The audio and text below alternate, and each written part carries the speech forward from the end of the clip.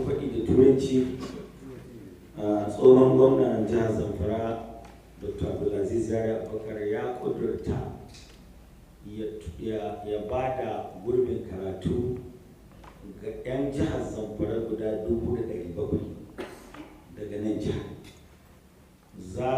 Duk wanda ya samu gurbin karatu universities din da muke da su, jami'an da muke da su nan Najeriya, musamman nan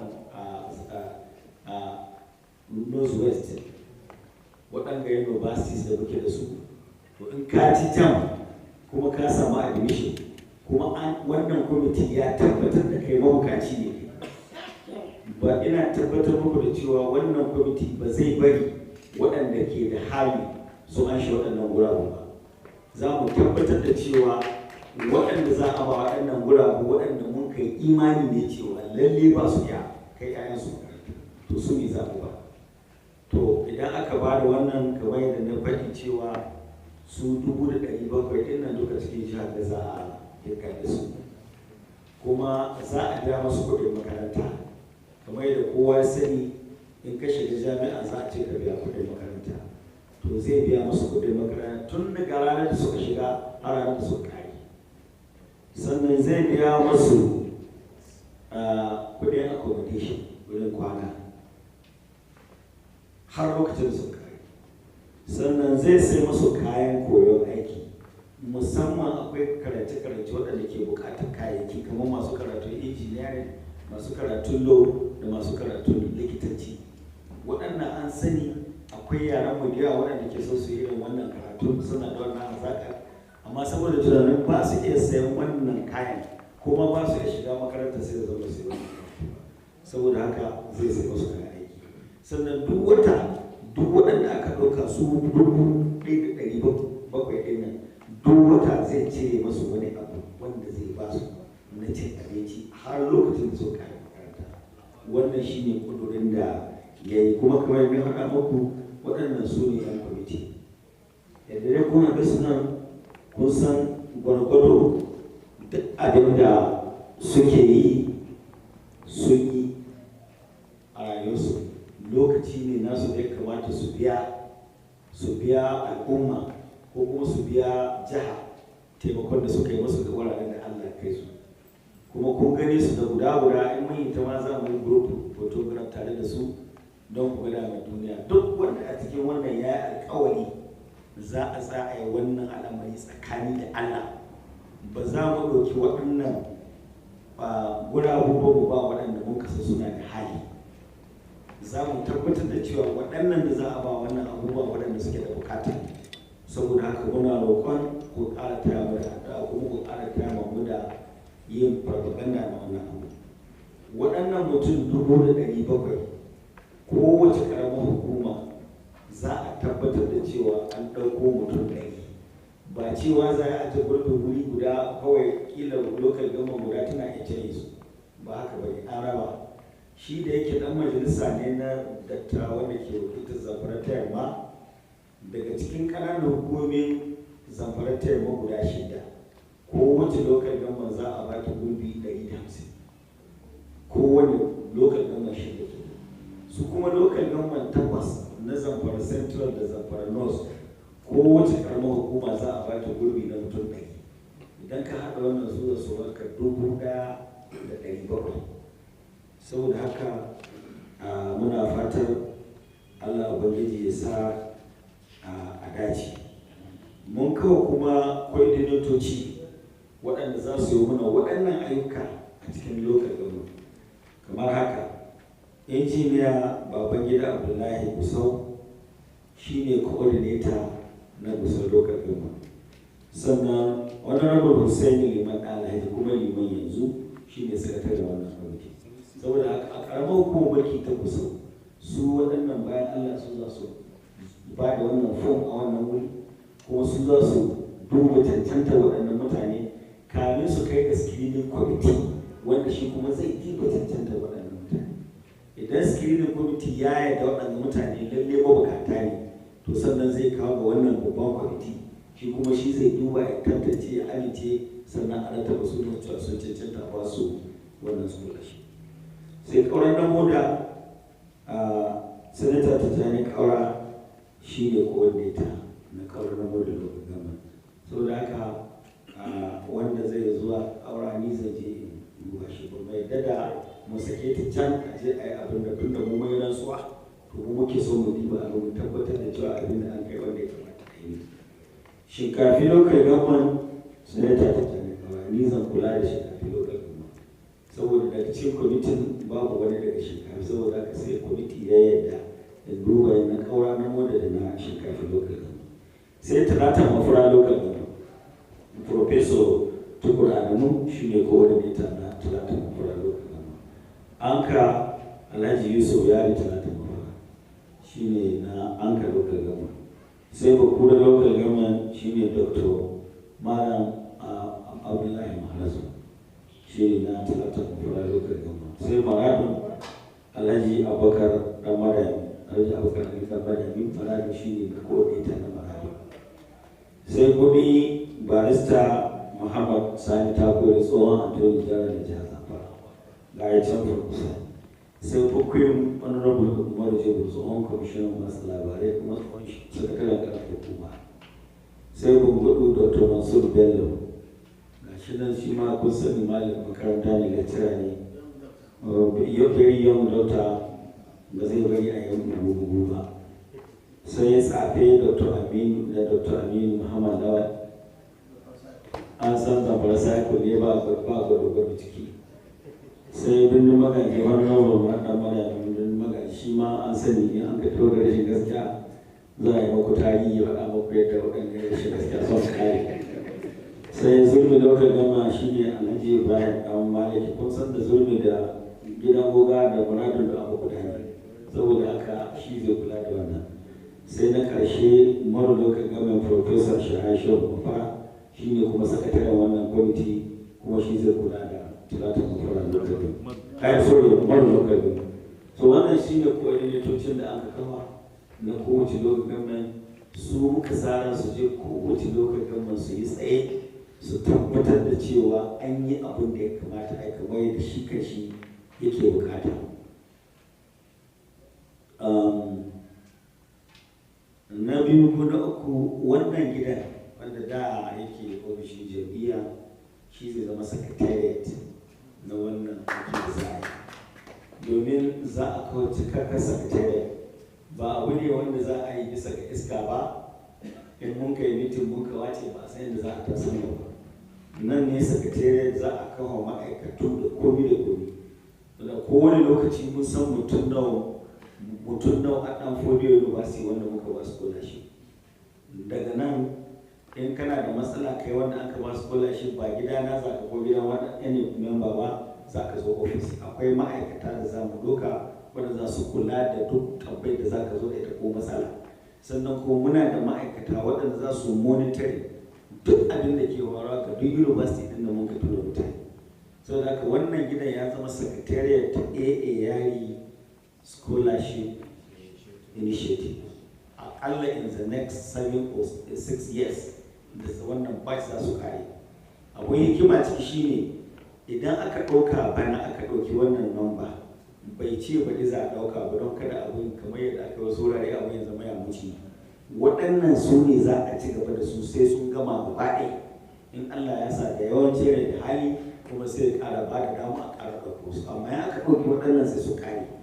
Kuma kwamiti zai bi idan aka baka admission za a bi a tabbatar da cewa da duk kai aka yi jarabawa sai ka kawo mana result din jarabawa ka musa cikin file ɗin nan. Don in baka ci ba mun sani, in ka ci mun sani, in an maka repeat mun sani, in ma an kore ka ko ka tsere mun sani.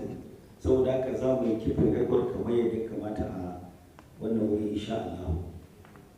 Ina ganin da wannan takaitaccen jawabi zan saurara in bakwai idan akwai masu tambayoyi ga kwamishinonin watsa labarai nan sai a masu tambayoyi na tabbatar da za su ansa. Wassalamu alaikum.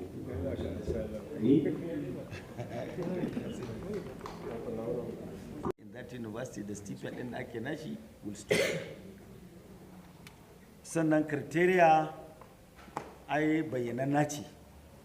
Na farko dai dole ne wanda duk za a ba wannan scholarship ya zamana ya cancanta ya ta university academically, yana da requirement na shiga university, ya yi jam, yana da cut of marks ga wannan university wanda ya apply. Wannan shine condition na farko, wanda in ba wannan ya samu admission, wanda in ba wannan mu babu abin da muka yi. To sannan hawa na biyu shine za mu tabbatar da cewa shi dan jihar Zamfara ne, sannan kuma wannan bukata wadda shi mai daraja tsohon gwamna yake so na cewa a samu waɗanda ba su da hali, sai mun tabbatar da cewa wannan mara hali ne. Misali idan Abdulrazak kawo dan ɗanai za mu yi rejected shi don mun san kana da hali, saboda haka kowa ya kai za mu dubi idon ka mu ce ma kana iya kai ɗanka makaranta ba za ka shiga cikin wannan ne ba. To wannan shine criteria. So da marayu, to waɗannan su ne criteria. Da zarar mutum ya cika wannan criteria to shikenan zai samu. Kuma za mu hito da form wanda zai hikar da duk wanga criteria wanda muke bukata, wanda duk wanda ka ganin ya cancanta za a bashi wannan form ya cika. Mu za mu verifying idan claim din da ya faɗi gaskiya ne, kuma ba online ba, physical form. In mutum na da wani attachment wanda yake son ya yi convince din mu cewa wannan abu da ya rubuta cikin form din mu haka yake, yana iya attach. Mu kuma is left as mu muka sai da za mu yi verify. Sannan kai magana makarantu, ba wai mu dai universities muka ci, public university, not private institution. Kuma za mu yi kokari cewa mu ga cewa mu yi limiting ɗinta ga universities din da around us, especially not limited but especially to those universities within the northwestern zone of the country. Why we come to that conclusion is that idan mutum ya ce ya cika University of Nsuka dan Zamfara, to dama yana da hali, na wanda dan bayan shi bai da hali, shi bai da hali ba zai cika Nsuka ba ko UI ko University of Lagos. So mu dai abinda muka ɗauka waɗanda ba su da halin nan, abinda a burin su samu gurbi kuma ga nan za su fara. Kuma mun duba an zo mu da bayanai cewa 'yan Zamfara, yawancin 'yan Zamfara za a ga cewa da duk za su apply za su yi abin nan Gusau, Abuji, wasu su kuma su je Sokoto, wasu su je Dutsen ma, wasu su je Birnin Kebbi. These are the areas da mutane da mafara, these are the areas da mutanen Zamfara sun kai, kuma duk emphasis din mu zai zama a kansu. Kuma after all ya danganta daga university da ka cika ka samu admission. Amma dai mu abinda mun kai da cewa in ka cika University of Lagos to dama kana da hali. Duk wanda dan Zamfara zai cika University of Lagos to dama yana da hali, bai cikin waɗannan zabuwa. Mara kai ba ku discourage ilimin polytechnics.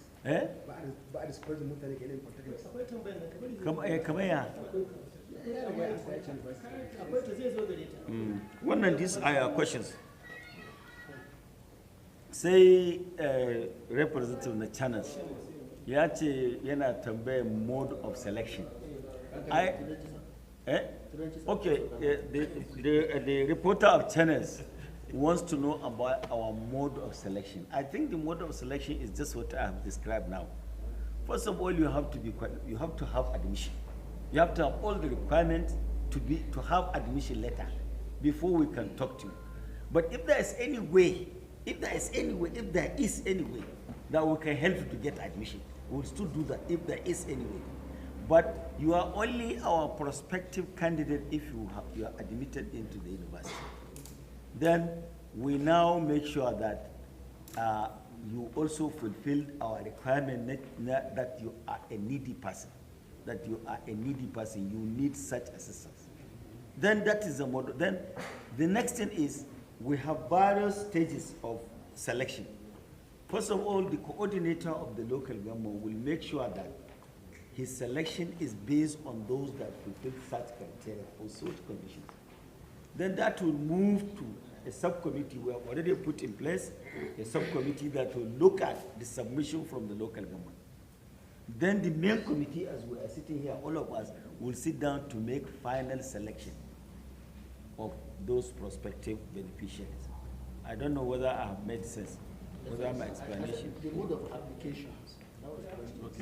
Online form. Yeah, that we have form, but can you shed more light? Yeah, please, to Channels TV, the mode of application is simple. We will send forms, enough number of forms to all the local governments. You just go freely and collect a form. If you feel, not jam form, selection form, application form, Yari, scholarship in shade. They will just give you the form, free. You fill the form. Once you fill, you are qualified, you have the admission. And then the local government coordinator or a desk officer there will bring forward the form. So enough forms will be available at all the local governments. I think there is part of the question that is taken about the master's PhD. The second question from channel is Fiji's Yeah. Chairman will answer the one by Yes, we have all this. So now the next issue is the issue of postgraduate. We are not going into postgraduate for now at all. Our one is first degree program. Normally, when anybody that has the opportunity to graduate from university, it is expected that by that level he will be able to move to institution. That's if he has ability to, and if he doesn't have ability to, he can manage his first degree. At least he can either find something to do or he can get employment somewhere. So we are not going to that. We are limiting ourselves to first degree program. Then his third question. Yes. Colleges of education and polytechnics involved in the program? No. We are not. We are not going into colleges of education and polytechnics for now. Up initial, we are going to start with graduates. Maybe that may come later on in life, but for now, this is where we are going to start. Say my bread, my bread TV. No, he asked a question whether it is going to be once or is next year we are going to take. I think it's going to be once. I stated it in my earlier opening remarks that this sponsorship is for this number and will not recruit other group again until all these ones graduate. So this means it is one. It's not going to be continuous every year, but we'll make sure that we maintain those ones until they graduate, even those who are going for a 6-year program. Okay, Adamu is asking about institutions. Why tertiary institution? Why not secondary? I think we are now talking of, that is why this program is very clear, that those who cannot send their children to universities, a lot of parents can easily send their children to secondary school because you don't have much payment to do in secondary school. In fact, in some places, even students are fed. They're fed some getting feeding. And you pay a very little amount of money, which we expect every person to be able to do. Where we have a lot of difficulty is at the period of going to university. And that is why His Excellency decided to select students, prospective candidates going to university program. So that answers the question of whether we are going for secondary school or not. And you know, if we are going for secondary school, the number will now be in millions, not in even thousands, and that is very difficult to afford. The second question is there any plan for out-of-school children? Out-of-school children at secondary level, is there any plan for them? I don't think there is. What we have said in my opening remark is very clear. It's enough to guide us that anything that we have not mentioned, I think we do not have as at now. It may come later in future if he so decides, but for now, this is the focus. Say what name, man? What is the mode of payment? One of periodical. Okay, we do not know for now whether it is in bulk or is going to be paid in bit. But in whatever case it is, whether it is going to be paid in bulk or it is going to be paid annually, what is important is the commitment to pay. What is important is the commitment to pay, and he is committed to paying that. And this committee will always advise him when we feel that there is something that we need to make adjustment on our activities. We can always advise him, and he's always a listening kind of person. The question is there any plan? Jungle, she has gone commercial. Ƙananan hukumin da ba su cika ba, yanzu dai ba mu san su ba. Bayanin da muka samu daga Professor Tukur wanda yake ya dubi admission ɗin da an kai bara a universities ya faɗa mana cewa a Gusau ƙaramar hukumar mulki ta Gusau kawai tsakanin ɗan fodiyo da Fogos da Zamso ta Zamfara mutum 800 suka ci jam suka yi apply waɗannan universities 800. So that means ana iya cika. So muna kawatar cewa wannan namba kowace local government za ta iya kawo mutum 100 din nan, kuma wadda ada 150 za ta iya kawo 150 din nan. Kila ma sai sun yawa, amma dai za mu yi kokari mu ga cewa duk kowace karamar hukumar mulki ta cika nata. Insha Allah, don shine haƙƙin da an kabata. Sai lokacin rufewa. A'a ba mu sa lokacin rufewa ba saboda ba ko hekar da form ba. Amma in muka hekar da form muka raba, to za mu haɗi lokacin da ya kamata a bayar, kuma za mu haɗi lokacin da za a screening, kuma za mu haɗi lokacin da za a final selection, sai za mu haɗi lokacin da za a gayyato su nan su zo duk ai masu jawaban da ya kamata a yi musu. Ba ma har admission universities ba tukuna, so muna da lokaci.